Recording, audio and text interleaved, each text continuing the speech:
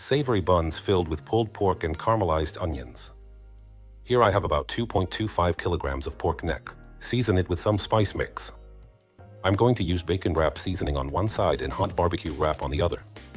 Let the marinated meat rest in the fridge for 24 hours. I usually marinate the meat in a vacuum bag, but it was 11 at night and I was so lazy that I just threw it straight into a plastic bag.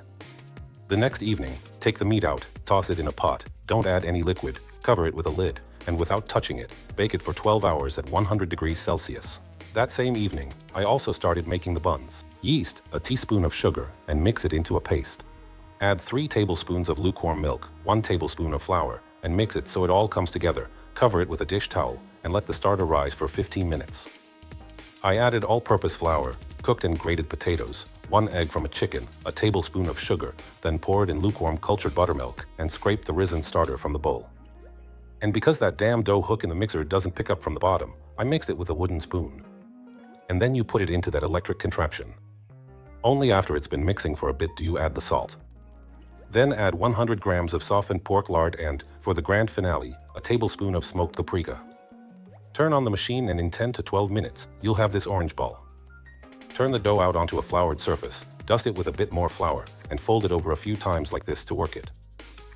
Shape it into a round loaf like this and place it in a bowl greased with oil. I let the dough rise overnight. I brushed it with melted lard and covered it with plastic wrap.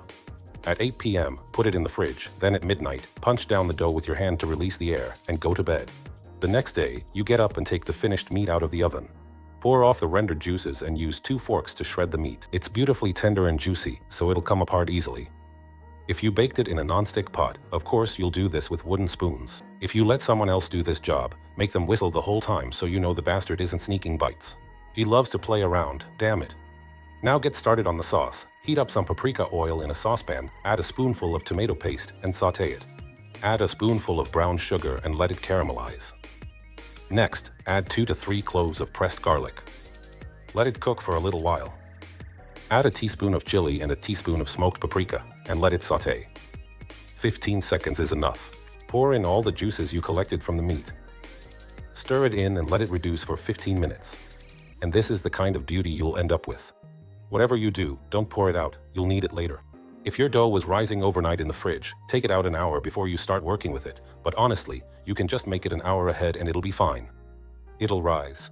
Now for the dip. 4 tablespoons of mayonnaise, 2 tablespoons of jalapeno ketchup, a tablespoon of French mustard, dried garlic, smoked paprika, salt and pepper, finely chopped onion, and chopped pickles. Mix it all together really well and let it chill in the fridge. Take a portion of the pulled meat and pour a few spoonfuls of the cooked sauce over it. Expect to use about half of the meat. You can save the rest for something like burgers. Put the rested dough on a floured board, dust it again, and knead it thoroughly by hand. Then divide it into 2 halves, and from each half you need to roll out a rectangle. Careful, it tends to shrink back a bit. Then cut it into about 12 equal pieces. Don't use me as an example. Put some pulled pork on each piece. Don't overdo it, or you won't be able to wrap them up. Here I also prepared some caramelized onions, which I'll include in a separate recipe. And put a bit of that beautiful onion on top of the meat. Use 2 spoons to help yourself, and remember that both the meat and the onions need to be cooled down.